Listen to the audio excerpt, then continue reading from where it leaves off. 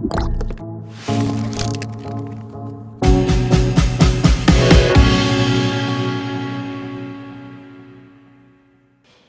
título de este vídeo es Robotización, desempleo y empleo básico. Es el tercero de una serie de 6 vídeos que resumen, en esos 6 vídeos, trato de resumir el programa de cómo acabar con la pobreza y cuidar la naturaleza, que es lo que he recogido en mi libro de ese mismo título. Empezamos por la robotización. En los últimos años se viene hablando mucho y hay mucho debate sobre la robotización de la producción y sobre todo ahora con lo que se llama la cuarta revolución industrial, que es la incorporación de la inteligencia artificial a las máquinas, que dice que van a desaparecer muchos oficios y que por lo tanto se va a crear mucho desempleo, es decir, que la gente no va a tener dónde trabajar mucha gente no va a tener dónde trabajar debido a la gran automatización de la producción. Unos están preocupados por esto y otros, sin embargo, opinan que en toda revolución industrial se destruyen unos puestos de trabajo, pero la revolución industrial genera más empleo del que destruye, y que por lo tanto no tenemos que preocuparnos por eso, porque la solución va a venir precisamente fruto de la propia revolución industrial. Bien, es cierto que la revolución industrial, la primera y la segunda, sobre todo, han generado muchísimo más empleo del que han destruido. Y no solo han generado más empleo, sino que han generado toda una serie de productos y un mayor desarrollo que ha beneficiado a la humanidad, digamos, en su conjunto. Esto es cierto. Y de eso yo tengo una experiencia personal, porque entre los años 50 y los 60 yo viví en una aldea de Galicia, donde la organización era en minifundio, teníamos 3 vacas, unas ovejas, unos cerdos, unas gallinas, y el 90% del tiempo lo dedicábamos para producir comida, y el resto vendíamos algunas cosas que llevábamos al mercado para comprar ropas y comprar algunas otras cosas. Bien, en ese medio de vida, que era muy antiguo, arábamos la tierra con un arado romano que tendría cientos de años, pero cientos de años, no sé cuántos, pero desde luego muchos, y lo veníamos haciendo como se había hecho hasta entonces. ¿Qué ocurre? Que llega el tractor. ¿Y qué hace el tractor? Pues el tractor, sobre todo en roturación de montes, que nosotros lo hacíamos a mano, pues hace lo de 100 personas tranquilamente. El tractor, arando tierra, hace tanto como 100 hombres arando con 200 vacas que tiraban de los respectivos arados, en cada caso. No digamos en la recolección, a la hora de segar.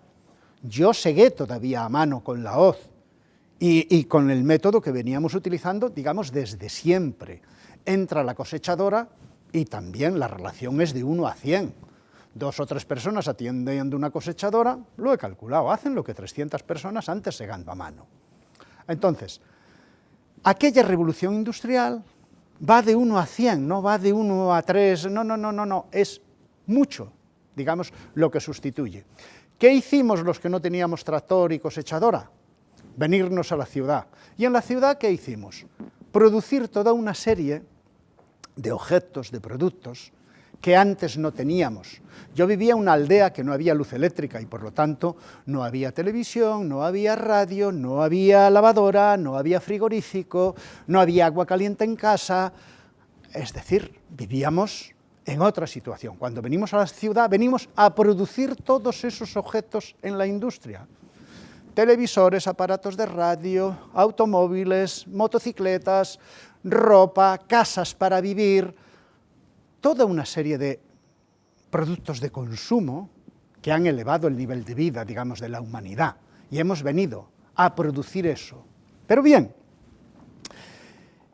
en la cuarta revolución industrial en la que estamos, cuidado, que yo opino que no es lo mismo, y que no es lo mismo, ¿por qué razón? Hoy tenemos una capacidad de producir muy grande. Por ejemplo, en agricultura hemos pasado casi de 1 a 100. Pero es que en industria, cuando yo vengo a Madrid, entro a trabajar en un taller donde galvanizábamos piezas para el automóvil, Recuerdo que hacíamos piezas para Pegaso, para Barreiros, para Motovespa, y yo calculo la producción que hacía un trabajador entonces y la producción que hace hoy, y va de 1 a 10. Hemos multiplicado por 10, por ejemplo, en el sector industrial, la capacidad de producción.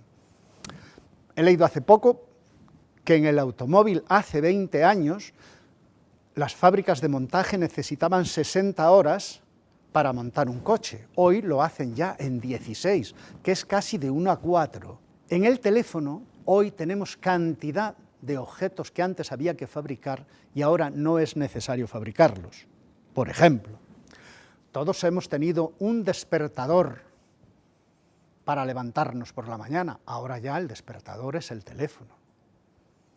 Además del despertador, una cámara de fotos con sus carretes, que luego una vez que gastabas el carrete, lo llevabas a la tienda lo mandaba al laboratorio a revelar, te venía. Todo eso ha desaparecido, es decir, todo eso está en el teléfono. No hay que fabricar ese objeto. Todos hemos tenido un radiocasé, donde reproducías las cintas de casé y escuchabas la radio. Todo eso ya lo tiene el teléfono. Todos hemos tenido una radio particular para escuchar el fútbol, para escuchar las noticias. Ya eso está en el teléfono. Una grabadora, un reproductor de sonido, es decir, hay muchísimos objetos más de los que yo estoy comentando, que ya no es necesario fabricarlos. Son aplicaciones de software en el móvil. Si además de tener una capacidad de producción mucho mayor, hay cosas que ya no tenemos ni que producirlas, porque se reproducen automáticamente a través de la informática, es decir, la capacidad es muy grande. Y no solo hemos eliminado estos objetos que ya no hay que producirlos, como la cámara de fotos, la radio, el radiocasé y 1000 cosas más, sino que las pilas que alimentaban tampoco son necesarias, porque ahora los recargamos en el teléfono. Llegamos a una situación que no somos capaces de consumir ni con mucho. Somos incapaces de consumir todo lo que producimos. Y no necesitamos consumir más. Lo que necesitamos, digamos, en esta nueva situación es tiempo libre. Lo lógico hoy, con lo que ha aumentado la producción, es que la jornada laboral se hubiera reducido. Hace 100 años, fue en 1919, quiero recordar, cuando se establece en España la jornada laboral de 8 horas diarias. 100 años después, en el 2019, seguimos teniendo la misma jornada laboral de 8 horas y la capacidad de producción ha aumentado una barbaridad. ¿Cuál es la solución? ¿Cuál es lo deseable? No es la solución a un problema. ¿Cuál sería el progreso? Que pudiéramos trabajar la mitad de jornada, 4 horas, es decir, mucho menos tiempo. Y ya tenemos los medios para hacerlo. Pero esto tiene un problema, es decir, no es fácil ni está resuelto, por una razón. Porque en una economía que vivimos globalizada, si tú reduces la jornada laboral y otro no la reduce, pues tienes el siguiente efecto. Vamos a poner, por ejemplo, que mañana se dice que en España la jornada laboral es de 4 horas en vez de 8. Los hoteles, que ahora la gente trabaja 8 horas, tendría que trabajar 4 y necesitarían el doble de gente. Al necesitar el doble de gente, si no le bajas el salario, que no se lo puedes bajar, tienes el doble de costo. Si tienes el doble de costo, tienes que cobrar las habitaciones el doble. ¿Qué hacen los turistas? Buscar donde la habitación le cueste la mitad. Entonces se irían porque tú eres caro. ¿Qué ocurre? Que no habíamos conseguido nada con la reducción de jornada a 4 horas, habríamos conseguido reducirlas a 0, es decir, cerrar una industria, que en España es importantísima y en cualquier país. Pero esto ocurre, he puesto el ejemplo de la industria turística, como puedo poner el ejemplo de cualquier otra industria. Reducir la jornada es un tema que hay que estudiarlo, sabemos que es donde hay que llegar, a la reducción de jornada, pero yo, por lo menos hoy, no lo tengo resuelto, ni conozco a nadie que tenga resuelto cómo hacer, digamos, realizar ese paso. Y esta es la realidad. Ante la situación y la preocupación de que se van a destruir muchos puestos de trabajo sobre todo ahora en la cuarta revolución industrial, pues están ofreciendo distintas soluciones, pero una de ellas es la de la renta básica para todos aquellos que no tengan un trabajo o que hayan perdido el trabajo. Yo soy enemigo de la renta básica por una razón muy simple, es decir, la renta básica a cambio de nada fomenta la vagancia, destruye la voluntad y lo que hace es enquistar la pobreza. Y hace enquistar la pobreza porque si yo nazco acostumbrado a no tener que esforzarme, a no tener que trabajar, pues ahí me enquisto y eso va generando más pobreza. Hay políticos que este sistema de pobres, de darles una pequeña renta y luego pequeñas migajas de ayudas de distinta cosa, les va muy bien, es un granero de votos, porque le dicen, yo te estoy dando esto, como vengan los otros te lo van a quitar. Y el que lo está percibiendo dice, pues efectivamente, tú me lo estás dando, los otros no sé si me lo quitarán. Y eso genera, digamos, su bolsa de votos para muchos políticos. Pero esto tiene una alternativa, que es una renta, un sueldo, a cambio de un trabajo. Preparando este vídeo, mirando un libro de Juan Torres, que es profesor de la Universidad de Sevilla, descubrí un personaje interesantísimo que hace 400 años ya se planteaba este problema. Y ese personaje es Juan Luis Vives, un español, amigo de Santo Tomás Moro y de Erasmo de Rotterdam, y escribe un libro en el 1526, el libro se titula Sobre el socorro de los pobres y sobre las necesidades humanas. Y él dirige un escrito al ayuntamiento de Brujas, que es donde vivía, en el que les dice, no solo caridad individual, beneficencia pública y trabajo. El remedio a la pobreza y la privación es necesario, no solo para perfeccionar la fe cristiana, sino también por razones de utilidad, por salubridad o para evitar delitos. Y continúa, dice, la respuesta a la pobreza no puede venir solamente de la caridad individual, sino de la beneficencia pública, es decir, del Estado, que tiene más recursos y mejores conocimientos de lo que se puede y debe hacer para remediarla. No basta con aliviar la necesidad, sino que hay que lograr la integración de quienes se encuentran en la pobreza.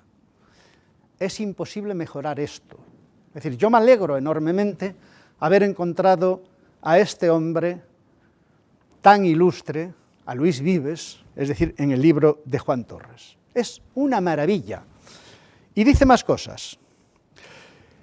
Juan Torres dice, Luis Vives es un adelantado a su época, y no es por casualidad que donde se celebró la reunión fundacional de la Red Europea de Renta Básica fuese una sala de la Universidad de Lovaina que lleva su nombre.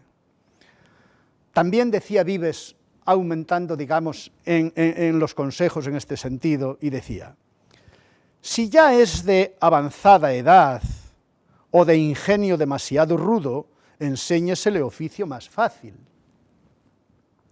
Los que malgastaron su hacienda con modos feos y torpes, como en el juego, rameras, amancebamientos, luxo o gula, se han de alimentar con precisión, porque a ninguno se ha de matar de hambre, pero a estos mándensele trabajos más molestos.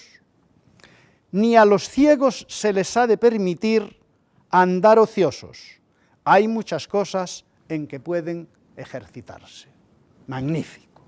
A mí me parece, digamos, unos consejos y una definición, digamos, ideal.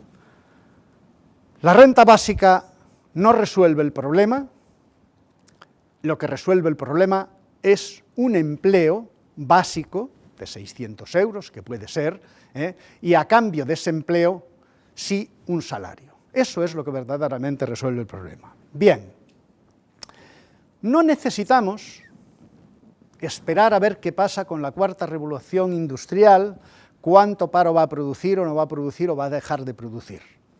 En países como España, que hemos tenido un paro del 27%, que ahora lo tenemos del 15%, y eso genera mucha gente con necesidad en ese nivel de paro. Aquí podemos hablar ya del empleo básico, y tenemos que hablar ya de la necesidad del empleo básico sin esperar para nada los resultados de la robotización o de la aplicación de la inteligencia artificial a la producción. Esto es para hacerlo ya. En España se considera que hay como 2 millones de personas en necesidad de tener un empleo básico, de tener algo para sobrevivir. De estos 2 millones de personas hay una parte que está cobrando una ayuda de 430 euros, otros están cobrando el PER, otros están cobrando otro tipo de ayuda, pero sin prestar ningún servicio al cambio. Bien, ¿cómo podemos organizar un empleo básico para todos?